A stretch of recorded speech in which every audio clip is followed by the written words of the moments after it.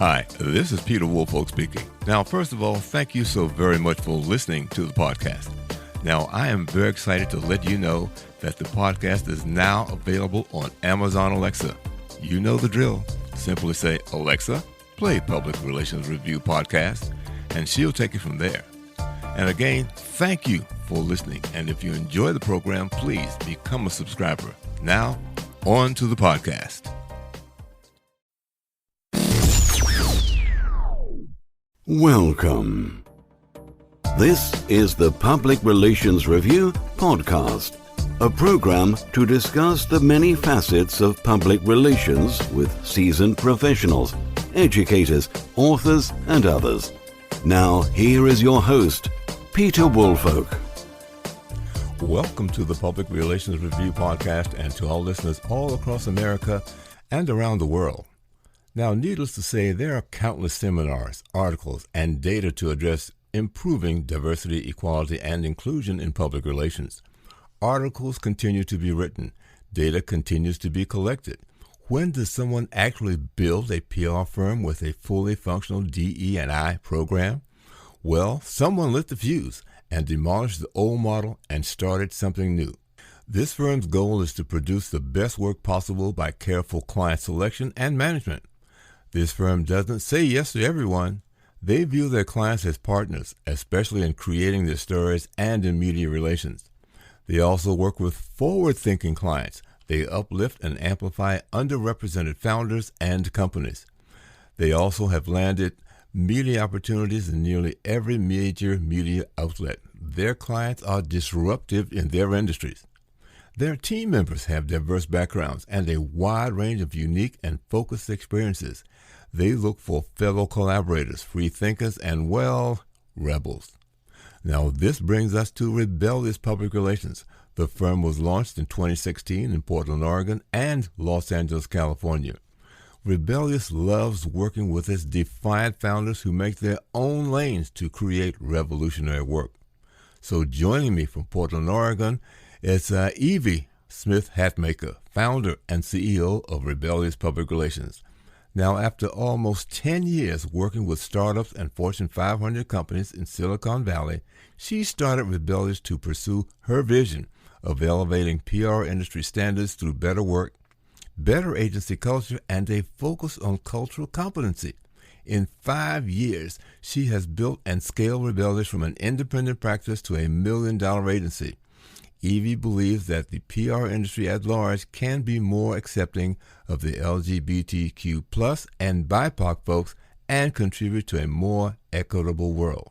So, welcome to the podcast. Thank you so much for having me. So let's start at the top. Tell us, let's hear from you. What were some of the things that you experienced or you heard that you said to yourself, enough is enough, I can do better, and let me get started? What did you go through to cause you to launch your own business? Yeah, I mean, it definitely was like years in the making. PR, especially in Silicon Valley, is like a very white, straight, female industry, which is fine. I'm white, but I'm not straight. And I felt like I was sort of constantly in like a social way within agencies, always sort of put on the out.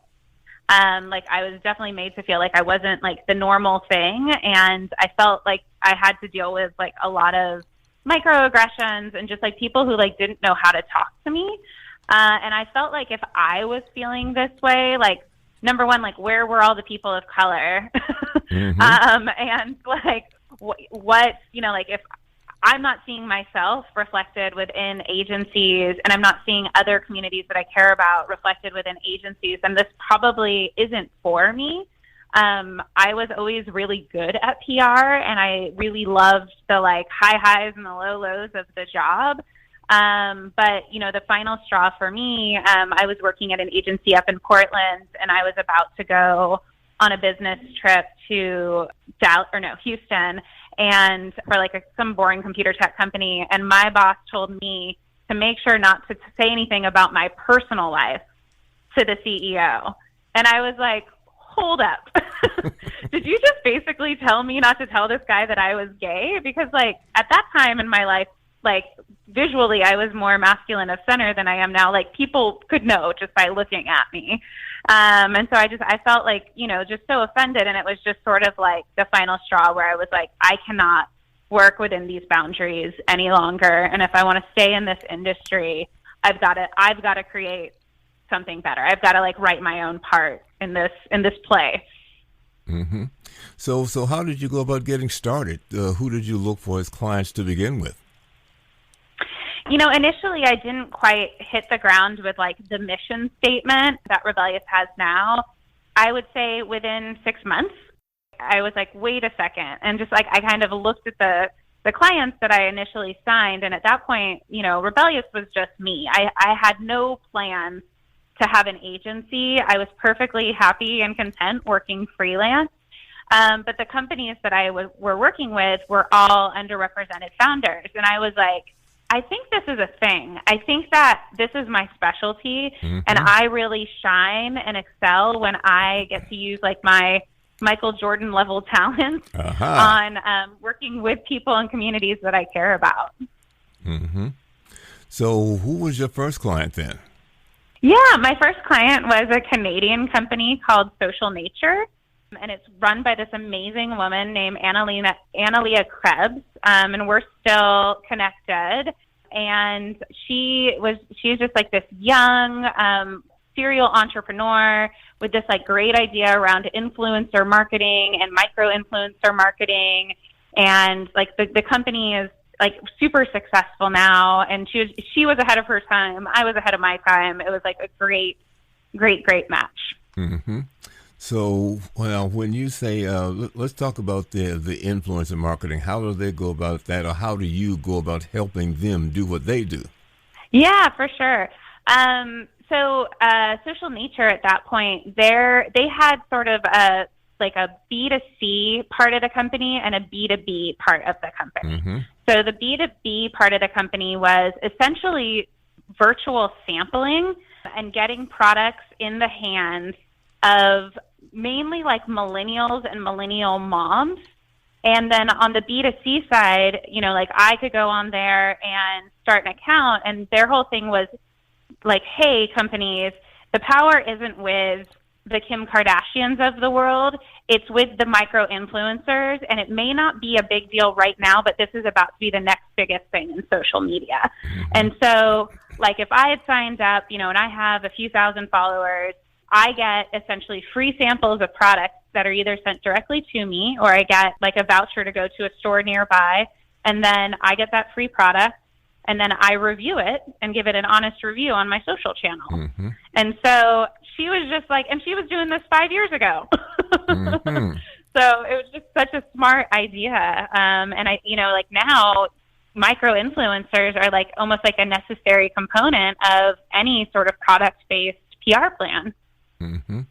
Well, it's interesting. I'm going to say it's probably at least 6 or maybe 7 months ago, we actually did a program on influencers and the importance of them, and and also how to go about selecting them as well to make sure that there's a match between obviously the influencers and the products or services being sold.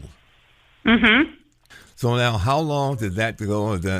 Was that successful? And was that your launching platform to decide that you're going to move on to search for new clients?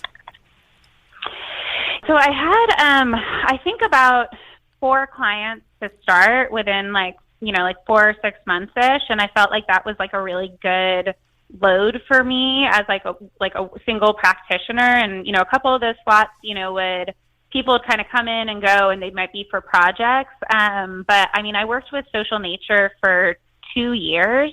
And in that time, like we had grown. I had my first employee. We were now taking closer to like 10 accounts between the two of us.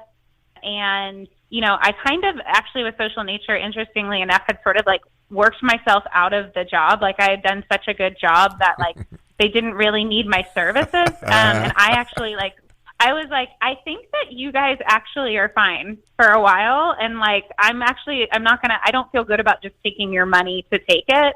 So yeah, we created we hit all the KPIs. We created a really successful program. we got the CEO out in the spotlight, being on a speaker circuit. Like we kind of like checked every box. And then to me, that is like the best way to conclude a client relationship, is being like, you know what, like I did everything perfectly. And, you know, sometimes the client will get acquired and you did such a good job. Again, you worked yourself out of the room. So it's sort of interesting, like what success metrics in this industry actually look like. Now, one of the things that we read in your intro was the fact that you have gotten placements in so many major media outlets. Was there any hurdles to get across when they found that maybe when you talked about diversity and the underrepresented groups? Tell me how you cleared those hurdles in terms of getting these folks media coverage.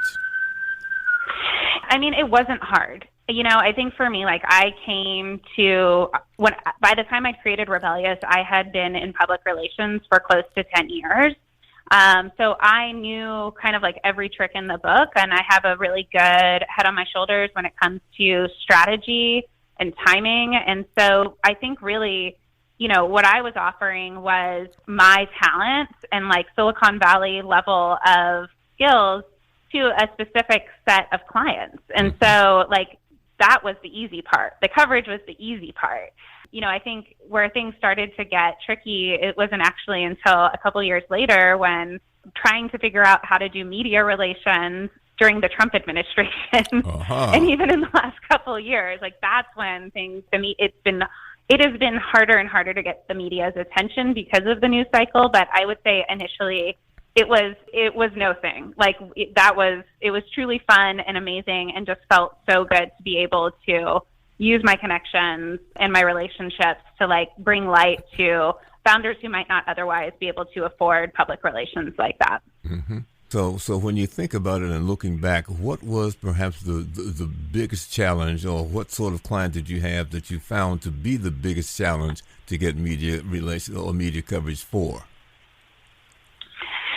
You know, that's a really good question. Sometimes it even surprises us. You know, we had this client, and they were really early to the sort of like health startup home testing space. And I would say they were almost like too early to something that I feel is very, very common at this point. It was right on the heels of 23andMe. And I think that there was a investor in common, and the founder was from Google too, and we were like, this is so cool, this is so hot, and it just like the media couldn't quite grasp the concept, or it wasn't like interesting at that time. But also I believe like midterms might have been happening during like their launch as well. So it just like the company just never took off. And, you know, we stayed with them for a couple months, and they kind of continued on without us. But I think they ended up having like 6 months after that, they just had to like close up because they just like couldn't get any traction. But now we see what they did like everywhere. So it's just sometimes, I mean, and that's startup for you. It's like sometimes you're too early. I've seen that happen time and time again. But yeah, I mean, that was definitely one that really surprised us. Sometimes we'll have, you know, like a really good feel-good story, and the timing and people just aren't that interested in, like, journalists, I should say, aren't that interested in somebody's like individual story so much anymore. I think it's more like what we've seen can help like get that interest is like, how did that story inspire the founder to then help millions of people, or help hundreds of thousands of people? It's all about greater good now. So yeah. And, you know, every now and then there's like a weird dud that we didn't see coming. But we really try in the biz dev process to like sniff out if we think that it's good or not, right? Like we don't want to work on something if we're not going to be great at it. So I think we have a pretty good filter, but every now and then, like something sneaks in. Well, you know, I find it interesting that you said that the media wasn't interested, because that is a hurdle to clear on occasion, because journalists are journalists, they don't know everything, and they think they know. So there are occasions when you have to come up with or look into, dive a little deeper, if you will, to find out what else is going on or what else can happen that's associated with this that might make them become interested, I know I've had to do that sort of thing. I'll give you an example. I was in the Clinton administration, so when I came down to Nashville, I was the vice president of a university. And the big thing with the physics department was that they're signing this scientific agreement with the Air Force Research Agency. Well, signing an agreement to talk about physics is not a newsworthy thing. No. So it wasn't working. So that's when my political background kicked in. I said, well, I need to do a rollout because politicians love to roll things out. So now I decided to do a lawn signing ceremony. That would, let you see like what the president does. He comes out on the lawn and have all these people around, where those people that I had around were from the mayor's office, from the various congressman's office, from the senator's office, and all those sort of things. The Air Force, ROTC band, all of that sort of stuff, signing, exchange pins, all those kind of things. So now, rather than just being a signing ceremony, it became an event. Basically, I think I call it the first of its kind, being signed by this university. Well, that got tons of media coverage because I had, they were there, all these people there, and I like the idea. Whenever you can find something of the first of its kind, that begins to make people pay attention. So I think that, looking for those kinds of things is always helpful, not always workable, but I'd certainly give them a try all the time. Yeah. No, that's so smart. I mean, I also think that media relations, like successful PR agencies should be thinking about how to take the steam out of the media relations basket. It can't all be about media relations forever moving forward because media is changing and dying and evolving, and PR, for the most part, isn't. So it's we need to find other animals to feed on. And so, for us, we really started getting interested in paid media. We got really interested in social media strategy. We've gotten super interested in influencer stuff and really telling clients, you come to us, it's not all about media relations. There's a time and a place for that, but it's not for everybody. And we don't want to do something if we see that the appetite is not there. Mm-hmm. Well, I think it's the other thing I noticed that you mentioned that I think a lot of other folks don't do is you look for solutions. Everybody's not always going to get in the newspaper. As you said, it just doesn't generate that kind of interest. It just might not be. But where else can we? Can you create an event or something along those lines that make people pay attention? And here's why you need to see this because. As you said, write an editorial, an op-ed piece, or being a speaker at something that's related to whatever it is you're doing. Those kinds of things offer different sort of platforms, but it's giving them the exposure that can be helpful. Yeah, for sure. So what would you consider your most successful project that you worked on? I mean, I think hands down, I would say my most publicly successful campaign that I worked on was we worked with a company, a really early stage startup called Laura DiCarlo, and they were a sex toy company.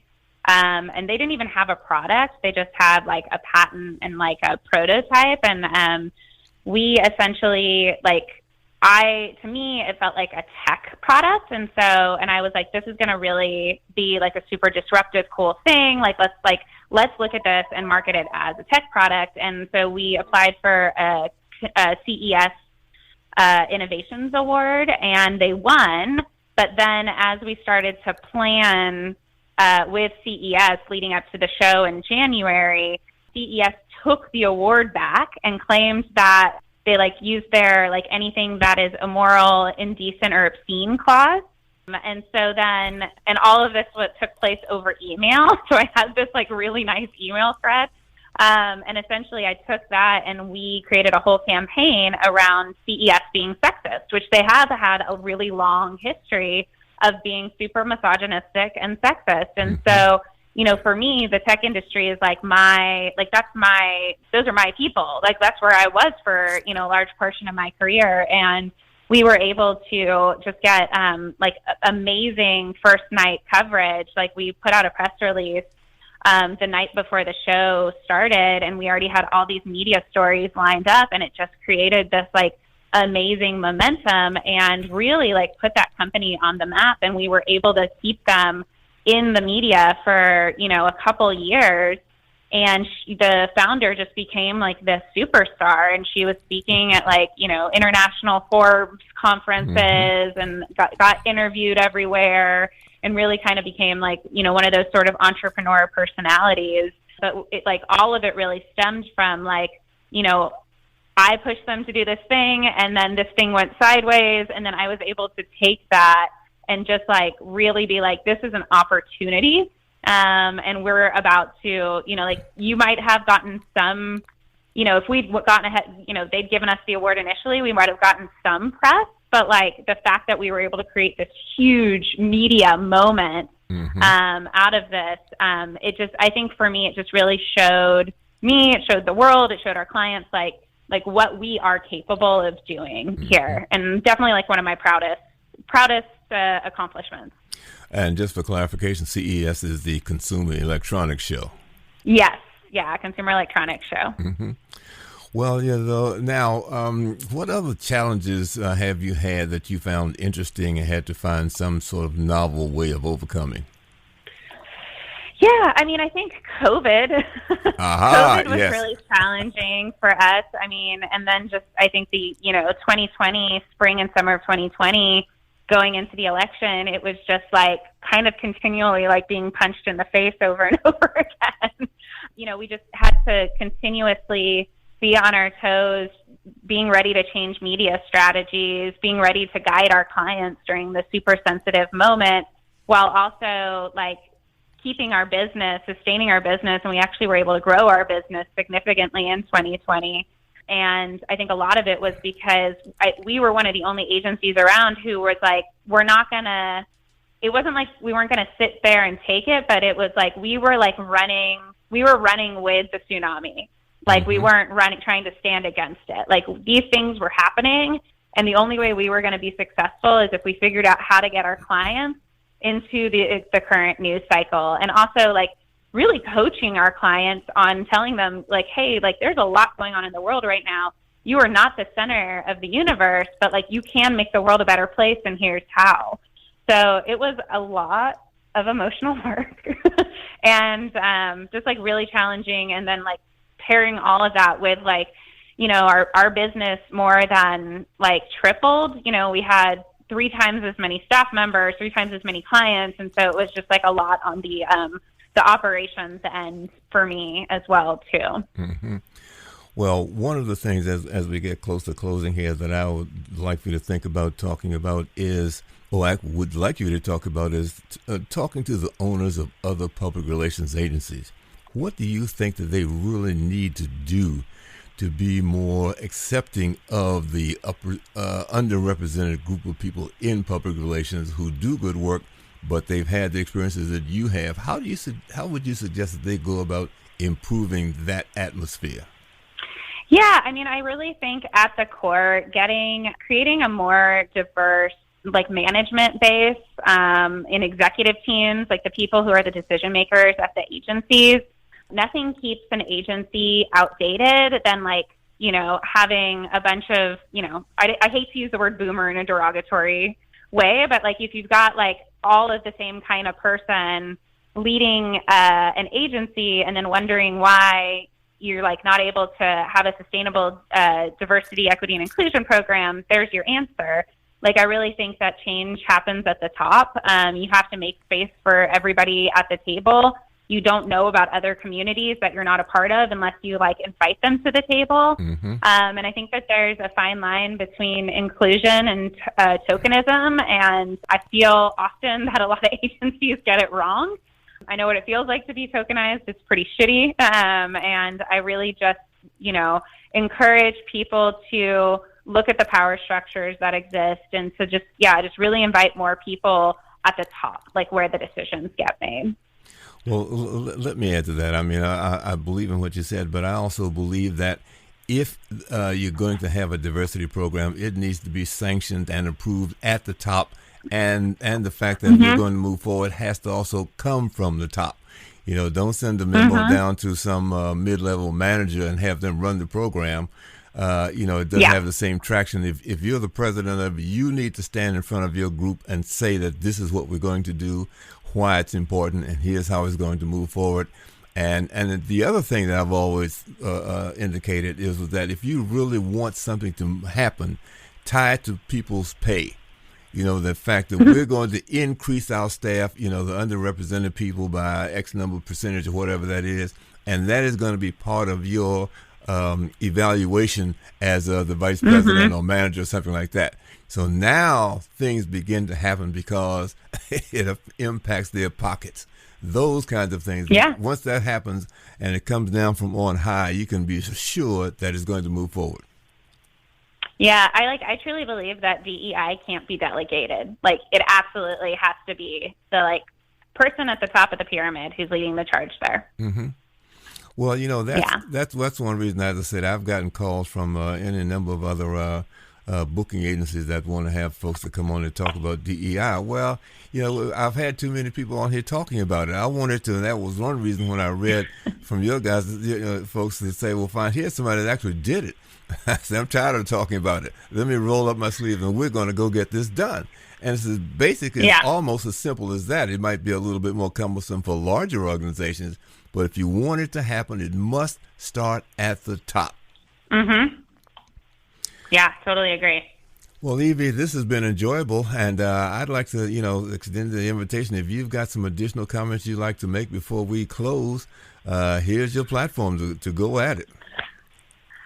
Oh, thank you so much. I think the biggest thing I always just kind of like to spread out in the world is just positive energy and optimism. And I think that PR is a really hard job. And so I think that valuing things like company culture is just so important. And I just always encourage agency leaders to just really look within and prioritize staff happiness and to just look to see how real culture can be built. And that is my platform I've been running on for a few years now. Well, very, very good.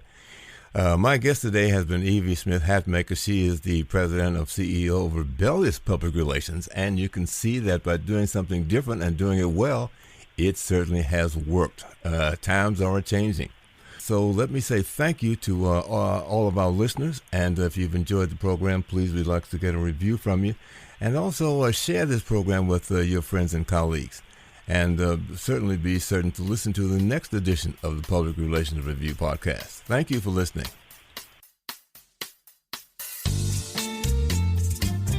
This podcast is produced by Communication Strategies, an award-winning public relations and public affairs firm headquartered in Nashville, Tennessee. Thank you for joining us.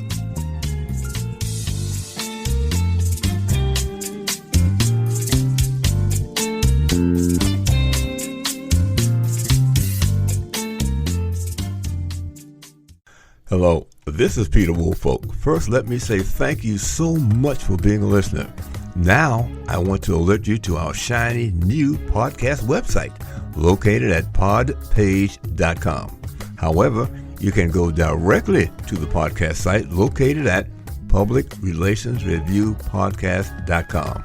There, you can contact me through email. You can leave a voice message. You can leave a review. You can read an episode blog and frequently learn about the podcast guests. You might also want to suggest podcast topic ideas or even suggest a guest. You can also let me know if you would like to receive our podcast listener logo that you can post on your social media. So I look forward to hearing from you about our new podcast website. Thank you so much for listening to the Public Relations Review podcast, and have a great day.